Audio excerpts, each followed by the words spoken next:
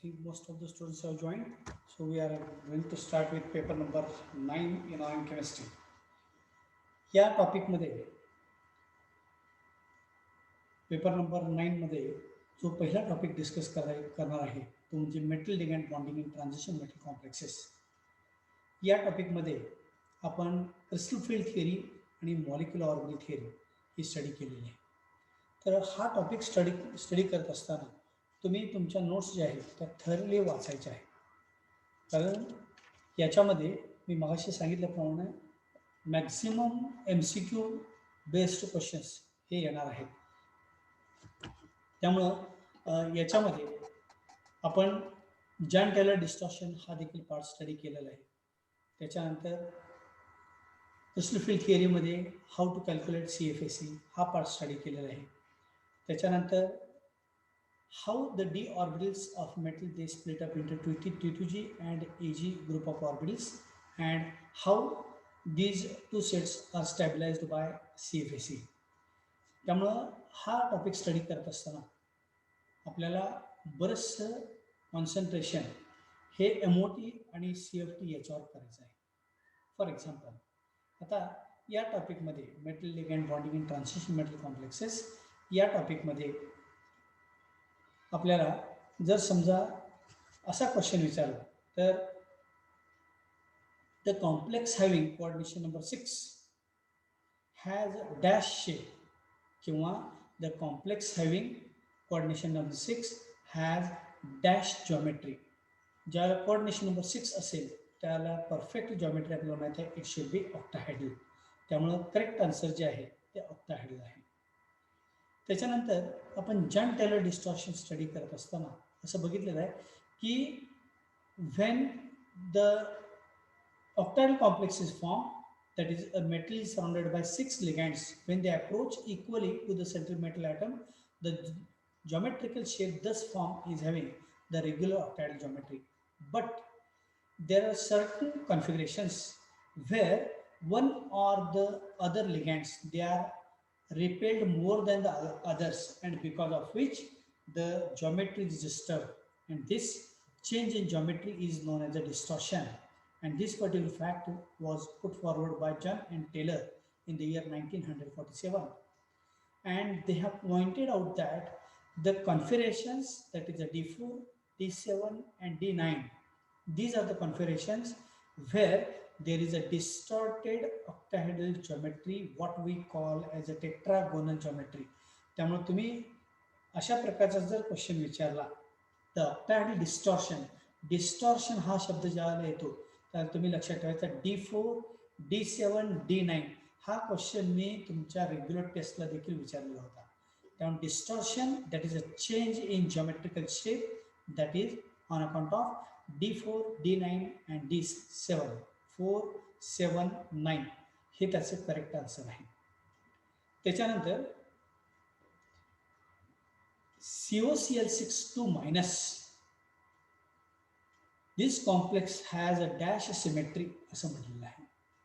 आता इथं कोबाल्टचं कॉम्प्लेक्स घेतलेलं आहे की ज्याच्यामध्ये दिस इज सराउंडेड बाय 6 क्लोराईड लिगँड्स. तर हा थोडासा रेअर क्वेश्चन आहे पण आपल्याला माहीत असायला पाहिजे म्हणून हा क्वेश्चन डिस्कस करतोय की COCl62- the correct answer is a tetragonal किंवा ज्यासाठी आता मी म्हटलं की distorted octahedral shape that is also non as a tetragonal geometry. Correct answer आहे टेट्रागोनल. त्याच्यानंतर तुम्ही तुमच्या नोट्स जर ओपन केल्या आणि त्याच्यामध्ये निकेलची मी डायग्राम दिलेली होती बघा. निकेलची डायग्राम सिलेबसमध्ये आहे की नाही बघा. तर त्याच्यामध्ये निकेलच्या बाबतीत असं विचार होतं की according to molecular orbital theory NiNH3 2+ is a paramagnetic with dash unpaired electrons. तर इथं याचा आन्सर आहे 2 अनपेअर्ड इलेक्ट्रॉन्स. त्याच्यानंतर हा क्वेश्चन थोडासा ट्विस्ट केलेला आहे बघा. In octahedral complexes each T2G electron is stabilised bye.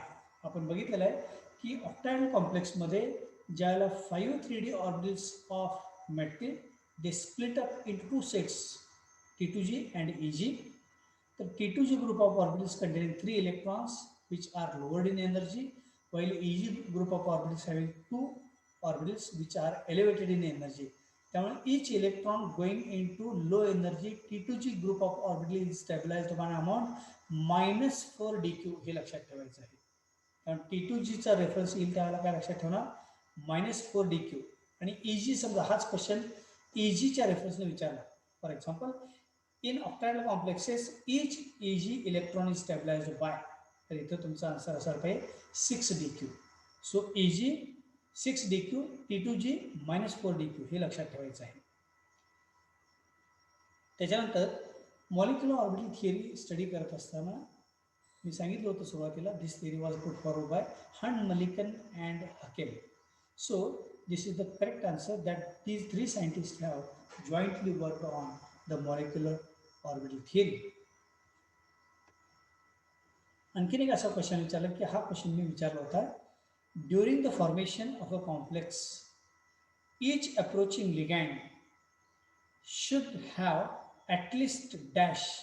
आता ligand म्हटल्यानंतर आपल्याला माहित आहे की ligand is a electron rich species which is capable of donating electrons to the central placement atom. त्यामुळे प्रत्येक लिगँड जो 2 इलेक्ट्रॉन किंवा 1 इलेक्ट्रॉनची पेअर, त्यामुळं इथं आन्सर काय असायला पाहिजे 1 लोन पेअर ऑफ इलेक्ट्रॉन. तर अशा प्रकारचे क्वेश्चन्स विचारले जाऊ शकतात. तर तुमच्याजवळ जर टेक्स्टबुक असेल तर त्या टेक्स्टबुकच्या शेवटी MCQ दिलेले आहेत, तर ते MCQ तुम्ही बघायचे आहे. म्हणजे तुम्हाला त्या MCQ वरून तुम्हाला क्वेश्चन पेपरचं नेचर देखील लक्षात येईल.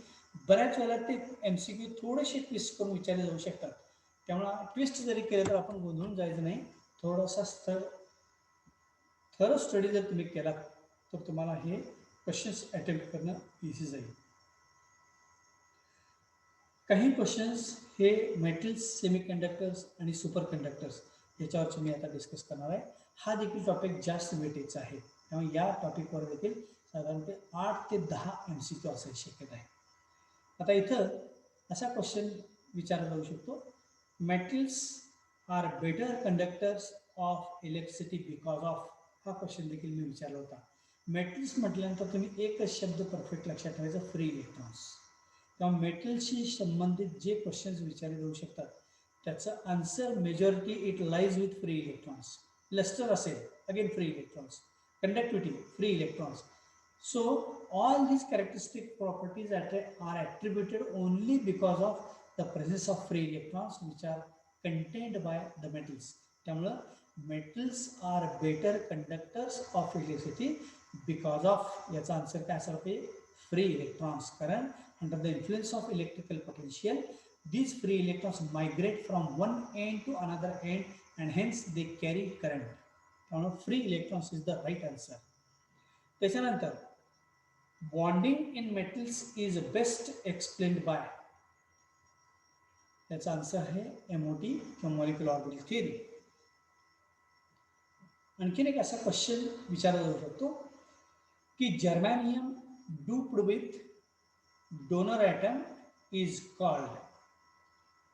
जर्मॅनियम doped with donor atom. Normally germanium बरोबर जर पेंटाव्हॅलेंट इम्प्युरिटी असेल डोनर ॲटम, तर पेंटाव्हॅलेंट इम्प्युरिटी असल्यामुळं 5 इलेक्ट्रॉन जे आहेत त्यापैकी 4 इलेक्ट्रॉन्स आणि जर्मॅनियमचे 4 इलेक्ट्रॉन्स यांच्यामध्ये बॉन्डिंग होतं. आणि इलेक्ट्रॉन्सची संख्या 5 आहे, पण बॉन्डिंग करता लागणार आहे 4 इलेक्ट्रॉन्स. त्यामुळे 1 इलेक्ट्रॉन फ्री राहतो and because of which the current conduction is carried out. And as the current conduction is carried out by negatively charged electrons, hence these semiconductors are known as N-type semiconductors. त्यामुळे जर्मॅनियम doped with donor item, तुमचा answer काय असायला पाहिजे N-type, हे लक्षात ठेवायचं. त्याच्यानंतर metallic solids R dash. आता इथं ऑप्शन दिलेले आहेत बघा, इन्सुलेटर्स, दुसरं म्हटलेलं आहे सुपर कंडक्टर्स, तिसरं म्हटलेलं आहे सेमी कंडक्टर्स आणि चौथं म्हटलेलं आहे गुड कंडक्टर्स. तर आन्सर आहे गुड कंडक्टर्स. कारण मेटल्सशी संबंध ज्यावेळेला येतो त्याला lustrous nature, malleability, ductility, electrical conduction, thermal conduction, या सगळ्या properties they render to the free electrons. त्यामुळे मेटल्स आर गुड कंडक्टर्स. त्याच्यानंतर असा क्वेश्चन विचारले, सॉलिड्स आर कॅरेक्टराइज्ड बाय, इथं आन्सर असायला पाहिजे ब्राईट लस्टर. आपण लस्टर ज्यावेळेला metallic properties, physical properties of metals जेव्हा स्टडी केलं त्याला असं बघितलं की the free electrons they absorb the light from visible radiation and they jump to higher energy and they again jump back to ground state.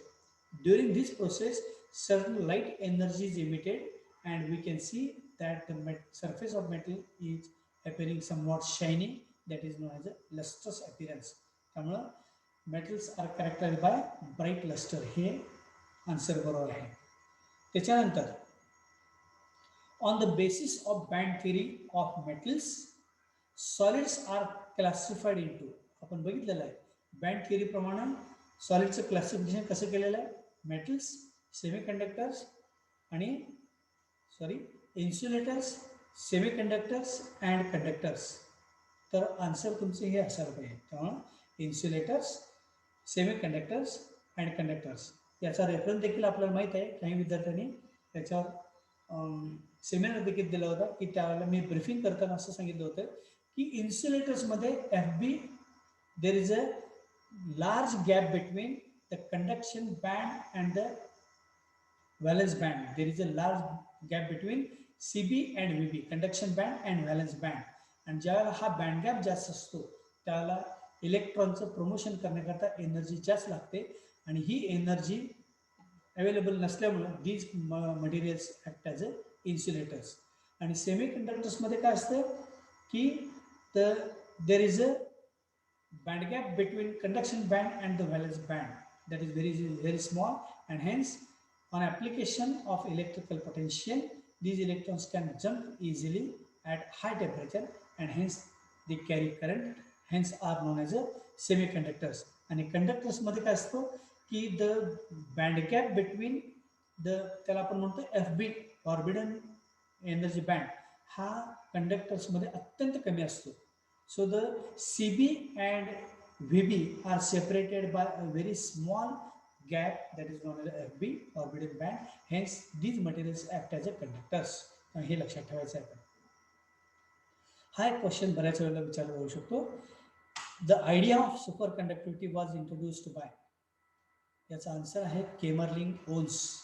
त्यामुळे super conductivity फेनॉमेनन ज्यावेळेला येतो the entire credit goes to the Kemerling-Ons who contributed major part in this superconductivity properties. Now, the pure crystals which are insulators at low temperature, room temperature ला काही crystals हे insulator म्हणून काम करतात, pure crystals, but show conduction at high temperature are known as, म्हणजे काही metals असे आहेत की they act as insulators at room temperature, but when the temperature is increase they act as semi conductors. त्यामुळं कोणतीही इम्प्युरिटी ॲड न करता जर सेमी कंडक्टिंग प्रॉपर्टी असेल तर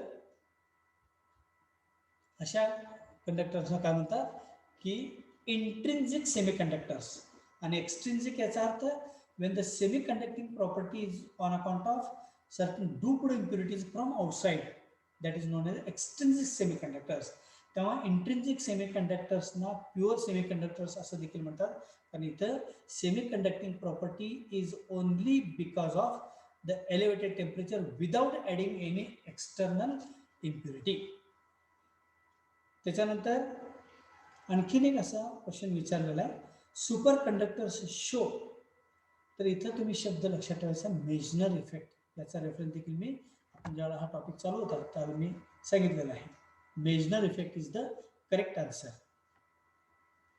नंतर आपण हा टॉपिक स्टडी करत असताना सगळ्यात शेवटला सिरॅमिक सुपर कंडक्टर बघितलं होतं की ज्याला 1, 2, 3 सुपर कंडक्टर्स असं म्हणतात.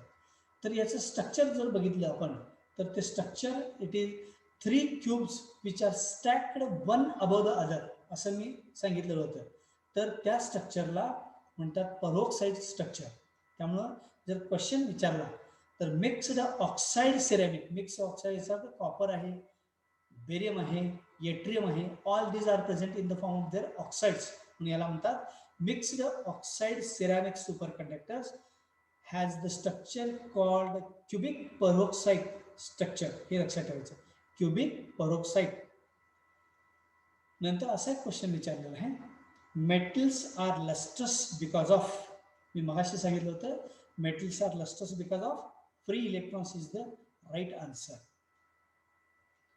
नंतर pure substances which is insulator at room temperature or at low temperature but conduct electricity at high temperature is called, असं म्हटलेलं आहे की pure metals, they are poor conductors or insulators at low temperature but conduct electricity at high temperature. These are known as intrinsic semiconductors. त्याच्यानंतर why Ba2 Cu3O7 is dash superconductor. इथं answer आहे 1, 2, 3 superconductor because of the presence of copper, then yttrium, copper and barium in the proportion 1 to 3. त्याच्यानंतर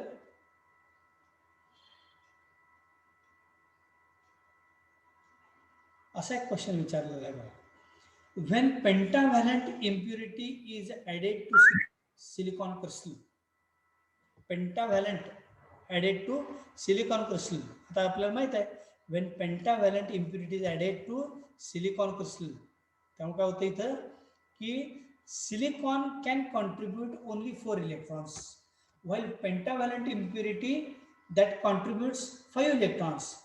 So during the formation of a bond between silicon and the pentavalent impurities, only 4 electrons are engaged in forming the bonds, while 1 electron that is free, and because of which the electrical conduction is carried out, and this is known as a n-type semiconductor. त्यामुळे तुम्ही इथं answer काय लिहायला पाहिजे बघा, when pentavalent impurity is added to silicon crystal, dash type of semiconductor is found.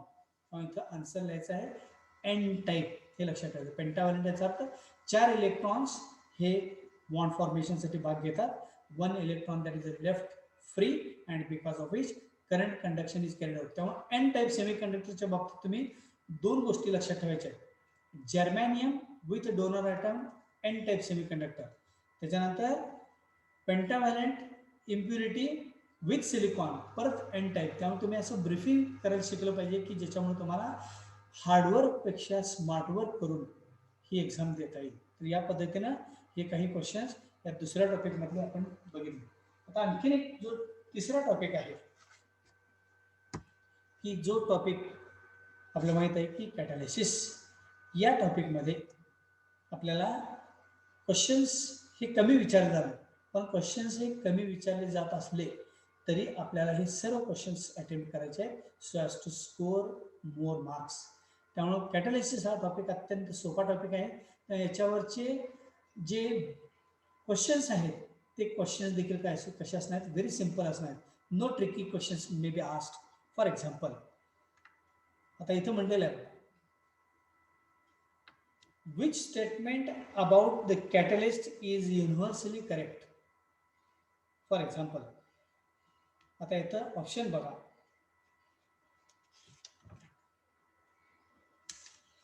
which statement about the catalyst is universally correct? Catalyst साठी कोणतं statement correct आहे? तर इथं एक 4 स्टेटमेंट दिलेले आहेत. त्यातलं करेक्ट स्टेटमेंट जे आहे, the catalyst lowers the energy of activation. कारण काय होतं की ज्यावेळेला एखाद्या कॅटॅलिटिक रिएक्शनमध्ये एखादा सबस्टन्स वापरला जातो त्यावेळेला the amount of energy that is required to convert the reactants into product that is very very less because catalyst plays a very important role. त्यामुळं इथं answer the catalyst lowers the energy of activation हे लक्षात ठेवायचं आहे. आणि याचा reference आपण intermediate compound formation थिअरीमध्ये देखील बघितलेला आहे. त्याच्यानंतर a catalyst is used in the reaction. Catalyst वापरल्यामुळे काय होतं, the reaction rate is increase. त्यामुळे याचं आन्सर आपण लिहायचं आहे to decrease the time required for the completion किंवा to increase the rate of reaction, हे त्याचं करेक्ट आन्सर असणार आहे. आणखीन एक असा क्वेश्चन विचारला जाऊ शकतो, a catalyst is a substance that कॅटलिस्टमुळे काय होणार आहे, amount of energy required to convert the reactants into product, that is very less, and also it increases the rate velocity of a reaction. तर हे question थोडेसे असे twist करून विचारले जाऊ शकतात, तर हे दोन्ही ऑप्शन तुम्ही लक्षात ठेवायचे. त्याच्यानंतर the use of catalyst can, catalyst का वापरला जातो, त्याचा आन्सर आहे not change the equilibrium point in reversible reaction. त्यामुळं LHS आणि RHS there is no change in equilibrium.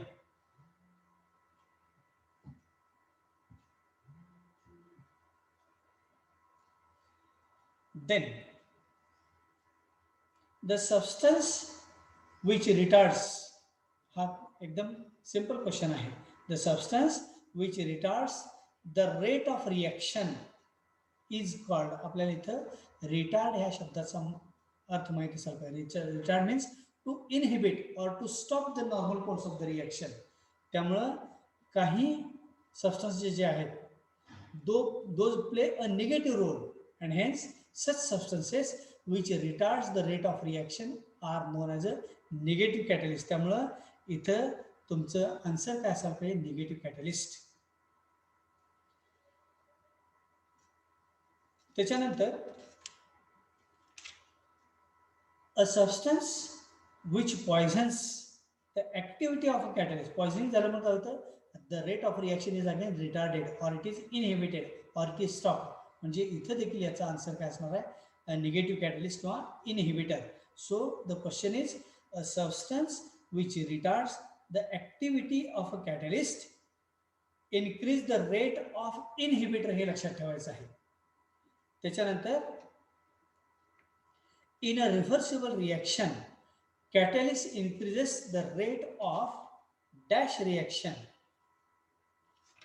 तर इथं तुमचा आन्सर हे असणार आहे the rate of forward as well as the backward reaction. परत असा एक क्वेश्चन विचारलं की ज्याचा आन्सर तुम्हाला माहित आहे. An auto catalyst is dash. Auto catalyst म्हणजे काय, one of the product of the reaction during the course of a catalytic reaction. त्यामुळे त्याचा आन्सर आहे one of the product of the reaction which act as a catalyst during the course of a reaction, that is known as a autocatalyst. त्याच्यानंतर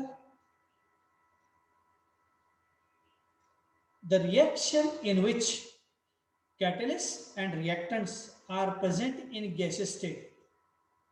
हे हा question जो आहे this is with regard to the classification of catalytic reactions in terms of homogeneous and heterogeneous. तर ज्यावेळेला एखाद्या रिॲक्शनमध्ये catalyst आणि रिॲक्टंट्स हे एकाच फेजमध्ये असतील अशा वेळेला काय म्हणतो आपण, होमोजिनियस कॅटलिसिस. त्यामुळे याचा आन्सर काय असणार आहे, होमोजिनियस कॅटलिसिस. आणि ज्यावेळेला रिॲक्टंट आणि catalyst both are present in two different states of matter, that phenomenon is known as a heterogeneous catalysis. त्याच्यानंतर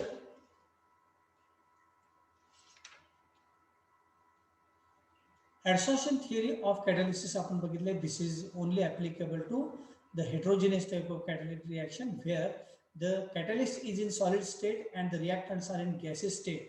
ही theory who was proposed this theory हा क्वेश्चन आहे. त्यामुळं इथं क्वेश्चन कसा विचारायला बघा, adsorption theory of catalyst was introduced by, इथं answer तुमचा असायला पाहिजे फॅराडे. इथं बर्झिलियस हा देखील ऑप्शन दिला जाऊ शकतो, पण तुम्ही आन्सर बर्झिलियस लिहायचं नाही. Berzelius is the scientist who has coined or first of all introduce the concept of catalysis. The catalysis, the credit of which goes to Berzelius, but the concept of adsorption theory that goes to the Faraday. हे लक्षात ठेवायचं आहे. त्याच्यानंतर आपण कॅटलिसिस हा topic study करत असताना industrial applications of कॅटलिसिस हा पार्ट बघितला होता. त्याच्यामध्ये असं म्हटलेलं आहे की dash catalyst is used in the manufacture of ammonia bye Haber's process. तर इथं आपल्याला आन्सर जे आहे ferric oxide with few traces of molybdenum, Fe2O3 and MO. त्याच्यानंतर असा एक क्वेश्चन विचारलेला आहे, the catalyst use in the manufacture of sulphuric by contact process. Contact process ज्या वेळेला येईल त्यावेळेला आपण कोणता शब्द लक्षात ठेवायचा, व्हॅनेडियम पेंटॉक्साईड V2O5 हा शब्द लक्षात ठेवायचा. त्याच्यानंतर the catalyst used in the hydrogenation of oils, इथं निकेल हा शब्द लक्षात ठेवायचा आहे तुम्ही. So nickel is used as a best catalyst in the hydrogenation of oils. त्याच्यानंतर the oxidation of oxalic acid by KMnO4 is an example of. KMnO4 आणि ऑक्झॅलिसिड याचा रेफरन्स ज्यावेळेला येईल त्याला लक्षात ठेवायचं आहे, it is a best known example of autocatalysis. त्याच्यानंतर the enzyme which can catalyze the conversion of glucose to ethanol, हे देखील मी एक्झाम्पल दिलेलं आहे. इथं करेक्ट आन्सर आहे झायमेज. तर तुम्ही हे लक्षात ठेवायचं आहे. त्यानंतर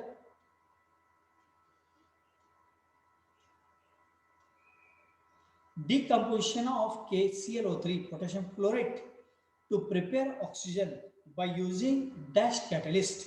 इथं MnO2 that is manganese dioxide हा शब्द यायला पाहिजे. तर अशा प्रकारे आपण हे 3 टॉपिक स्टडी केलेले आहेत. त्यामुळे तुम्ही हे लक्षात ठेवायचं आहे की मोस्ट इम्पॉर्टंट जे MCQs होते ते आपण डिस्कस केलेले आहेत. त्यामुळे मी सांगितलेल्या सर्व प्रिकॉशन्स सूचना या लक्षात ठेवायच्या आहेत. मी आता थोडा वेळ राहिलेला आहे त्यामुळे परत त्या गोष्टी मी सांगणार नाही. तुम्ही मी सांगितलेल्या सगळ्या गोष्टी लक्षात ठेवणार आहात आणि वेल बिफोर टाईम तुम्ही लॉग इन करून रेडी राहायचं आहे. आणि मी एक लिंक पाठवेल, त्याच्याखाली मी लिहिणार आहे to check the status of your online exam. तिथं तुम्ही जी इन्फॉर्मेशन दिलेली आहे ती इन्फॉर्मेशन तुम्ही फिलअप केला तर तुम्हाला ताबडतोब उद्याला कोणता पेपर आहे, उद्या पेपर ऑर्गॅनिक केमिस्ट्रीचा आहे आणि तो किती वाजता आहे आणि बाकीच्या पेपरचं टायमिंग काय आहे हे देखील तुम्हाला त्याच्यावर लक्षात येईल. तर ती मी लिंक पाठवेन, तर त्याप्रमाणे तुम्ही स्टडी करायचं आहे. कोणत्याही प्रकारचं टेन्शन घ्यायचं नाही. त्यातून तुम्हाला कधी काही प्रॉब्लेम आला तर you can call me or WhatsApp me, I will be there to help you got better. तर 2 मिनिटामध्ये मी तुम्हाला व्हॉट्सअपवर या सगळ्या गोष्टी सेंड करणार आहे, त्या व्यवस्थित बघून घ्या. आणि मी FAQ फ्रिक्वेंटली आस्क्ड क्वेश्चन्स हे तुम्ही बघून ठेवा. मी मगाशी सांगितलेल्या या गोष्टी, तर तुम्हाला एखादा प्रॉब्लेम आला तर तो रिझॉल्व्ह कसा करायचा याचा प्रश्न आणि त्याचं उत्तर देखील दिलेलं आहे. त्यामुळे आपण गोंधळून न जाता हे FAQ फ्रिक्वेंटली आस्क्ड क्वेश्चन्स हे थोडंसं बघून ठेवायचं आहे. I wish you good luck for your ensuing examinations. Thank you very much. So I'm going to end up this meeting.